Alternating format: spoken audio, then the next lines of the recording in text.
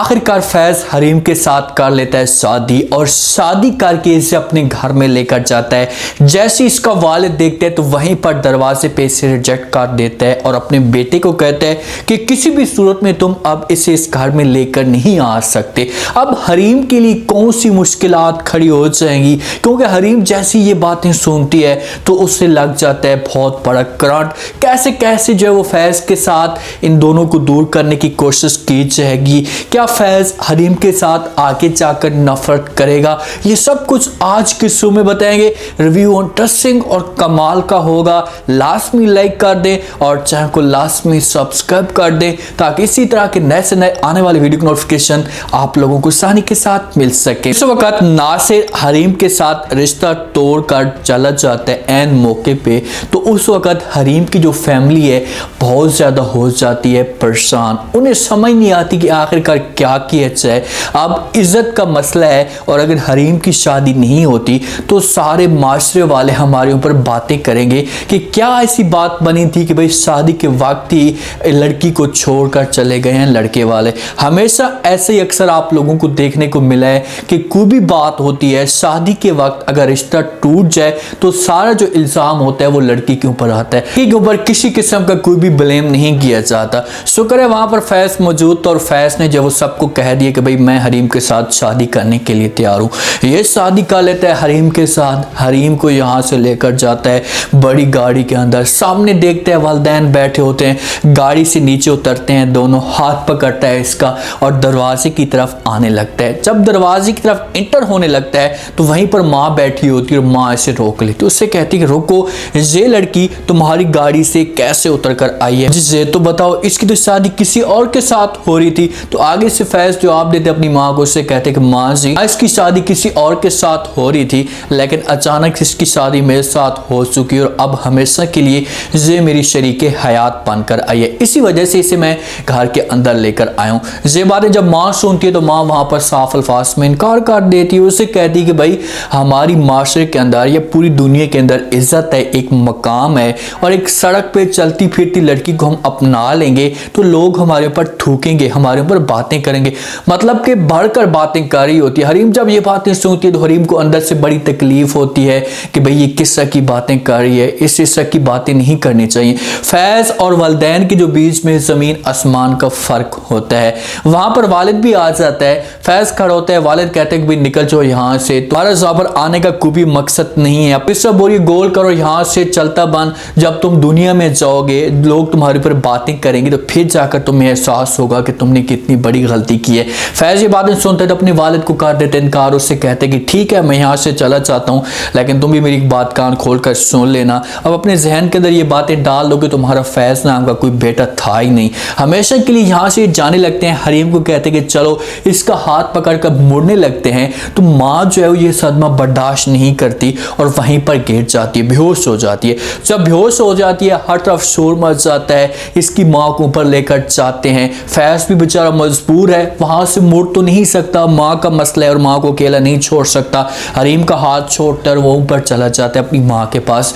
हरीम बेचारी अकेली खड़ी हो जाती है, उसे परेशानी लग जाती है कि भाई ये क्या हो रहा है, इस वक्त की मेरे साथ बातें क्यों हो रही हैं, कभी भी मैंने ऐसा नहीं सोचा था। क्योंकि जिस वक्त उसने फैज के साथ शादी की थी ना तो उसे ऐसा फील हो रहा था कि मेरी जिंदगी में खुशियां आ गई हैं या मेरी जिंदगी में खुशियां आने वाली हैं। लेकिन जब आकर फैज के वालिदैन को ये देखती है तो उसकी उम्मीदों के ऊपर सारा का सारा पानी फिर जाता है कि यार देखें कि इतना बड़ा मेरे साथ धोखा हो चुका है। अब फैज की माँ जो होगी, जैसे हालत उसकी ठीक होगी तो सबसे पहली डिमांड यही रखेगी अपने बेटे के सामने कि भाई हरीम को तुम यहाँ से निकालो।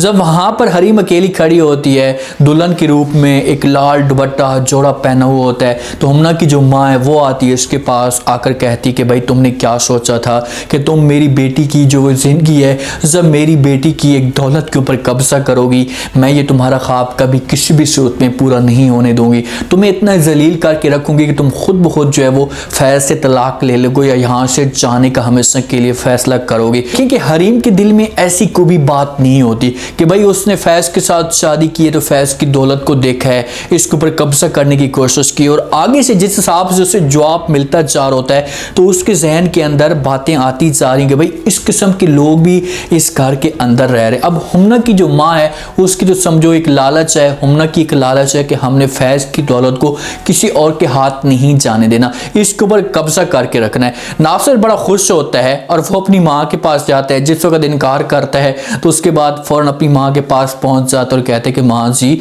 आपने तो कहा था कि जिस वक्त मैं इनकार करूंगा हरीम को तो उसके बाद फ़ौरन आप लोग मेरी शादी जो है वो हुस्ना के साथ करवा देंगे। अब कहाँ हैं, अपना जो वादा था वो पूरा करें और मेरी शादी करवाएं। लेकिन आगे से हुस्ना जो है वो इनकार कर देती है। वो उसे भाई का लक़ब दे देती है। भाई का लक़ब इस वजह से दे दी कि भाई ये इनकार के बाद जायदाद लेकर आएगा, फिर मैं वहाँ सुकून के साथ रहूँगी। जायदाद नहीं है तो लाजमी तौर पर लड़की भी नहीं है। वो भी अब भाई के तौर पर उससे समझना शुरू हो चुके हैं कि भाई चलो अब क्या करें, मजबूरी है। जब ये अल्फाज नासिर सुनते हैं तो वो हैरान होकर देखना शुरू कर देते हैं अपनी बहन की तरफ कि ये कैसे अल्फाज निकाल रही है। मैंने तो कभी भी ऐसे बहन नहीं समझा था, मैं तो इसके साथ शादी का जो वो इरादा रखता था। लेकिन अब नासिर के लिए बहुत बड़ी मुश्किलात आएंगी। अगर इसे हुस्ना से इनकार मिलता है ना तो फिर ये बंदा बड़ा जलील और ख्वार करेगा हरीम को। इसके पास ऐसे ऐसे सबूत मौजूद हैं जो हरीम के साथ ये मुलाकात करता था। बेचारी हरीम तो सादगी में आकर इसके साथ मुलाकात करने के लिए चली जाती थी कि चलो मेरी इसके साथ शादी हो रही है तो ऐसी कोई भी बात नहीं है, शादी हो जाएगी तो ये इस तरह की हरकतें नहीं करेगा। लेकिन इनकार कर दिया है तो ये फैज़ के दिल में नफरत डालेगा। सारे के साथ सबूत होंगे, वो फैज़ को दिखाएगा, उससे कहेगा कि ये देखें ये लड़की पहले मेरे साथ क्या क्या करतूत खिलाती थी, मेरे साथ मुलविस थी, गुल खिलाती थी, अब तुम्हारे पास आ चुकी है तो कोई फ़ायदा नहीं है, यूज़ हुई है। मतलब इस हिसाब से बातें करेगा कि फैज़ जो है वो नफरत करना शुरू कर देगा। और दूसरा, फैज़ की फैमिली भी ये चीज़ें चाहती है। हो सकता है कि ये नासिर के साथ मुलविस हो जाएं और उनके साथ मिलकर जो है वो हरीम को गिराने की कोशिश करें और ऐसा ऐसा ये लोग कामयाब भी होंगे। एक हरीम बेचारी अकेली रह जाएगी जो इनका जो है वो आपस में इनका मुकाबला करेगी। फैज़ के वालिद मजबूरी में आकर हरीम को इजाज़त दे देते हैं। फैज़ इसे कमरे के अंदर लेकर जाता है, इसके पास बैठ जाता है, गपशप करना शुरू कर देता है और कहता है कि भाई पहले जब तुम मेरी ज़िंदगी में आई हो तो इससे पहले मैं एक बेजान इंसान था और जब तुम मेरी ज़िंदगी में आई हो तुमने मेरी रूह में एक रूह फूंक दी है और मुझे अब ऐसा ऐसा एहसास होना शुरू हो चुका है कि मैंने अपनी ज़िंदगी की सबसे जो सच्ची मोहब्बत है वो हासिल कर ली है। तो आगे से हरीम जवाब देती है और कहती है कि भाई जिस हिसाब से आपका प्यार है तो इस हिसाब से मैं भी अपनी मोहब्बत को जो वो गिरा चुकी हूँ, आपके ऊपर अपनी मोहब्बत को कुर्बान कर चुकी हूँ। जिस वक्त फैज़ ने शादी के लिए एक्सेप्ट किया था ना तो उसी वक्त हरीम ने भी अपने वालिदैन की इज्जत रख ली थी और कह दिया था कि भाई अगर मुझे फैज़ इस मुश्किल में एक्सेप्ट कर रहा है तो मुझे किसी किस्म का कोई भी एतराज़ नहीं है, इस बंदे के साथ मैं शादी करने के लिए तैयार हूँ और आज से अपनी हरीम मैं इस फैज़ को हमेशा के लिए दे दूंगी। तो इन दोनों की वहीं से मोहब्बत की जो एक दास्तान है वो शुरू हो चुकी है, लेकिन इनके लिए मुश्किलात ज़रूर आएंगी। उम्मीद है आज के रिव्यू, आज के टीजर आप लोगों को पसंद आएगा। आपने कमेंट सेक्शन में कीमती लास्ट में आपको क्या लगता है कि क्या नेक्स्ट एपिसोड में कोई नया बड़ा ट्विस्ट आ सकता है। जिस हिसाब से फैज़ की फैमिली इनकार कर रही है तो ये फैज़ को कैसे मजबूर करेंगे, कैसे फैज़ के दिल में नफरत डालने की कोशिश करेंगे। अगर ये सब कुछ करते हैं तो क्या इस मकसद में ये लोग कामयाब हो पाएंगे। लास्ट में फीडबैक दीजिएगा, चैनल को लास्ट में सब्सक्राइब कर दीजिएगा। शुक्रिया।